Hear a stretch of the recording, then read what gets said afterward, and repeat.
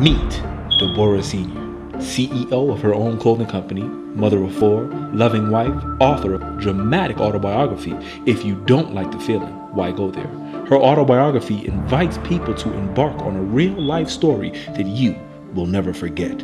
This is her story.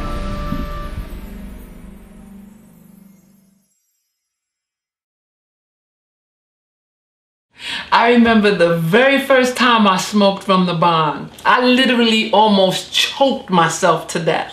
My friends and I, Cassie included, went out into the woods to smoke. Since I had never smoked out of a bong before, Cassie told me what to do. She said, take a big, long pull and hold your breath. Okay. So I took the biggest pull that I could possibly take because Cassie made it seem like I wouldn't get high if I didn't. That's when I started to choke. I was coughing and spitting up phlegm, fighting to catch my breath. My eyes were watering as I tried to stop myself from choking, but I continued to cough and spit up phlegm for at least 15 minutes. The minute I relaxed, I felt like I was floating. I was higher than I ever remembered being from smoking reefer. I sat there red-eyed and thought about whether I wanted to continue getting high.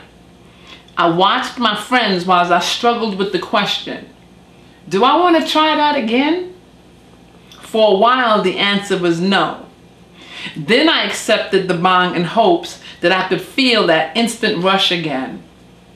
I feared that I would choke again, but that didn't happen. Cassie and I got high during our lunch break as well. That's what most of the kids did. Immediately following lunch, Cassie and I had an English class together. We never sat next to each other from the very beginning because the teacher assigned everyone a seat and ours were far away from each other. Because of my height, I sat all the way in the back and Cassia sat in one of the front rows. My English teacher, Professor Daze, he appeared to be a caffeine junkie. He drank at least 10 cans of Diet Dr. Pepper each day. He commented that he didn't like teaching after lunch because everyone seemed so sluggish, as if they ate too much food and just wanted to sleep.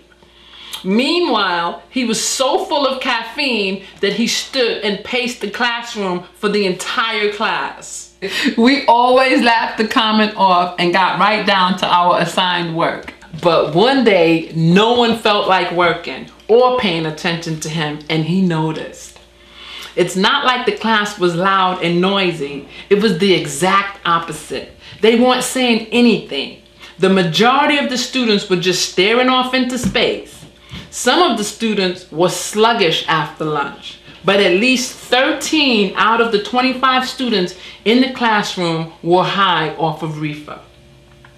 Professor Daze paced back and forth while I was lecturing. He was making me tired just looking at him. Then, all of a sudden, he stopped speaking and stared at us. Most of the eyes that stared back at him were a little on the red side. My eyes were a little red. Visine was my friend back in those days. But I was very much alert. Some of the kids weren't that clever and didn't use Visine, so their eyes were bloodshot. Those kids didn't dare look at him. They were either staring out the window, staring at the garbage can, or staring into space. Professor Daze began asking questions relating to the homework assignment he gave us the night before, and I was the only student answering the questions. Each time he asked a question, my hand shot up. I was on a roll and answered all of the questions correctly. It really felt like a one-on-one discussion with him, and I was having a good time, but he wasn't. He was not pleased at all. He was angry because the rest of my classmates were non-responsive. Then, out of nowhere, he started yelling at everyone to wake up. Wake up! He scared the crap out of me and I jumped. He went on to say that he was so sick and tired of students walking in his classroom stoned out of their minds. Meanwhile, my name is Deborah Senior, and I'm the author of the book, If You Don't Like the Feeling, Why Go There? If you liked watching this video dramatization, which was taken from one of the chapters in my book, you will love reading this book.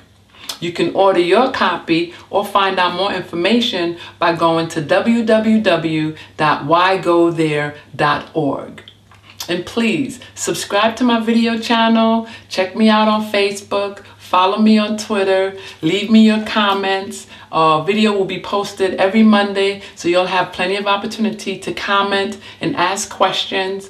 You can find out more by looking at the description box below. And I want you to keep this in mind. If you don't like the feeling, why go there? It's more than just my book title. It's a real question that I would like for you to consider.